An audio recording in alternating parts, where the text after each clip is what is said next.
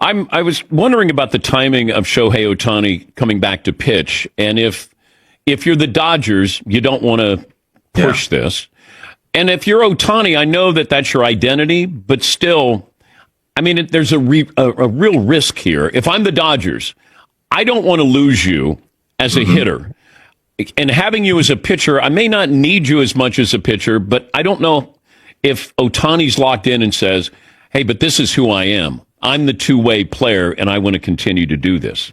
I think there is an element of that, and it's part of what leads him to sign with whatever team he signs with. Obviously, the Dodgers had the greater financial wherewithal and were able to structure the deal that worked. But part of it is, I want to do both. So I don't think they can deny him that. But they do have this luxury. Whatever it is, the Dodgers are a great organization, but they have injuries to their pitching staff every year. Every team does, but they have them out of all proportion. They'll start out with 10 guys, all of whom could be in at least some team's rotation. Now 4 of them are healthy. And even when we get to October, we're throwing bullpen games in the playoffs. So I don't know what they're doing with their medical staff or their training staff, but at least they have this. They're so good, even in that division, that they can slow walk a lot of guys. Clayton Kershaw threw like 6-7 perfect innings the other night in the minor leagues. They're slow walking him back. And who knows? He may be a reliever for them rather than a starter. And maybe the answer for Ohtani is, we don't want you to go out there looking to throw 6 innings, which is the modern complete game. Maybe we use you out of the bullpen. And that's the way to do it. But they have the luxury of knowing they're going to be playing in October, and just trying to pull it all together by then. They don't have to pull it all together by the All-Star break. Talking to Hall of Fame broadcaster Bob Costas, who haven't you interviewed? Or who have you interviewed you'd like maybe another sit-down with?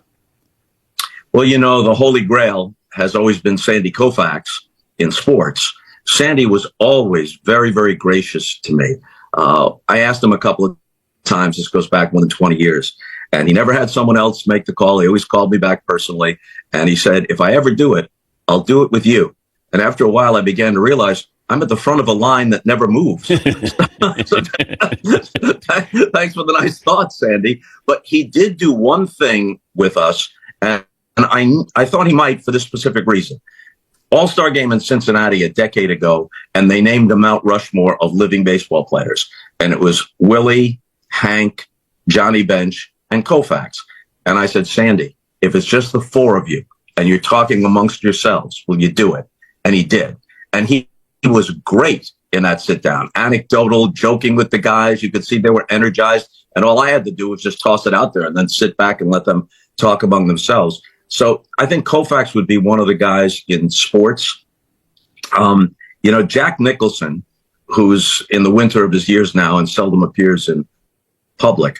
But Jack Nicholson, fascinating guy, enormous star for 30, 40 years. He always said, I don't do television interviews. I'm a movie star. You leave your house, you go into a darkened theater, you pay your money, the phone doesn't ring, and you sit there and watch me on a big screen. Why do I want to be sitting with Johnny Carson while you're looking through your toes as you're lying in bed? But I'm not going to do that. It diminishes the mystique. So the only time you saw him on television regularly was sitting courtside at a Laker game. So it brings me to this. 1992 NBA Finals, Portland against the Bulls. And Nicholson is shooting Hoffa on site in Chicago. So he's Jack Nicholson. He can get good seats. They weren't at half court. They were on the baseline underneath one of the baskets. And Dick Ebersol and Terry O'Neill, who were the producers, they spot him there. And I'm not calling the games. Marv is calling the games. I'm upstairs at the old Chicago Stadium to do the pregame and the halftime. So they say, Bob, do you know Jack Nicholson? Well, I've met him. I don't know him that well. Go down and ask him if he'll come on at halftime. I'm like, this is the greatest fool's errand of all time. Don't you know that Johnny Carson just left the Tonight Show and he wouldn't go on the last month with Johnny Carson when people were lined up around the block to make one more appearance? Go down. You owe it to us. Go. Okay, fine. So I schlep myself down and I wait for the 4-minute timeout and I walk up behind him. Dan, I swear, I tap him on his right shoulder and he turns around like this. And the first glimpse of him is like the first time you see him in The Shining. That face. And then he softens a little bit and he goes, I wish I could do a decent imitation. He goes, Oh, hi, Bob. Jack, just play along here. They're watching. I'm supposed to ask you if you'll come on with us. And I swear this is what he said verbatim, except I'm editing one word. Bobby, Bobby, you're a nice kid. You do good work. How can I put this? No effing way.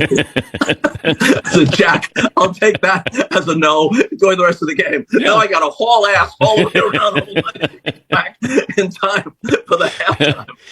At least he was very respectful. Yes, he was.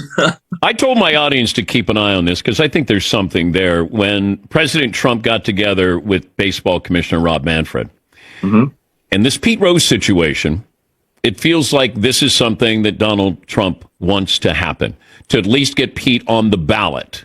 Yeah. And I think there's other things at play that the commissioner may want or need from the president as well.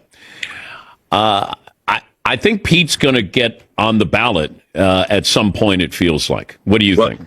Two things here. First, the ballot part. In theory, they'd have to put him directly into a veterans committee unless they change their rule. Okay. Because anyone who is more than 15 years removed from having played can't be on the ballot. And of course, if you were on the ballot for 10 years, then you wait a little while and they throw you into a veterans committee. Now, if they're going to take Pete off the restricted list or whatever it is, the ineligible list, then in theory, they could also say, wait a minute, he was never on the writers' ballot. Let's have the writers vote on it rather than 16 people in a veterans committee situation.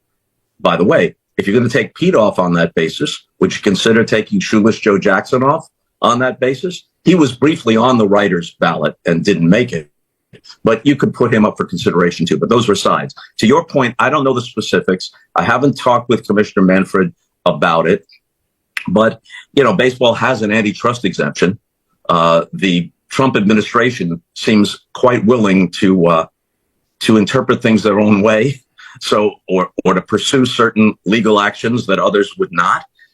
So the antitrust exemption is important to baseball.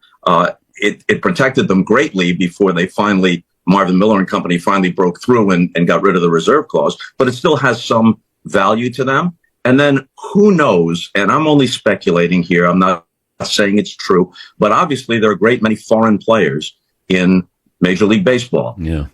Does Trump's immigration policy perhaps in some way affect their comings and goings? I'm not saying it does, but these are all things that perhaps Manfred and Trump would be discussing. Yep. The only thing that brings to mind that would be comparable, remember, I'm old enough to remember, you were a younger child if you were here at all, but in 1967 or whatever it was, when the NHL expanded, you had the original 6, and all the expansion teams went into one division, 6 and 6.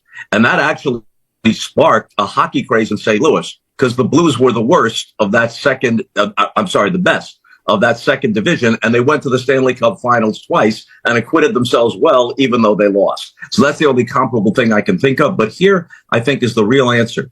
If you're the Pittsburgh Pirates, and if you're a long-suffering fan, and you're right, they have a great baseball history. They have one of the best ballparks in the major leagues, and they flounder constantly.